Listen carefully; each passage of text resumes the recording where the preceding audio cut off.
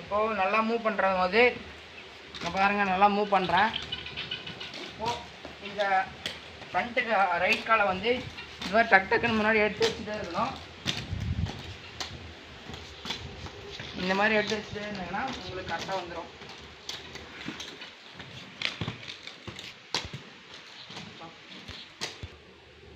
பாருங்கள் நல்லா ஃபியர் இல்லாத உங்களுக்கு பயம் இருந்தாக்க உங்களால் பண்ண முடியாது. இந்த மாதிரி நல்லா காலை நீங்கள் பாடியும் பேலன்ஸ் பண்ணிக்கணும். இந்த மாதிரி காலையும் இது பண்ணணும். டக்குன்னு ஃப்ரண்ட்டில் தூக்கி வச்சுட்டே இருந்தீங்கன்னா ஈஸியாக கட் ஆகலாம்.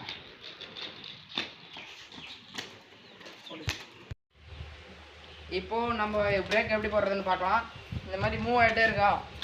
இப்போது சடன் பிரேக் எப்படின்னா இந்த மாதிரி பின்னாடி காலை வச்சு இந்த மாதிரி நிற்கணும்.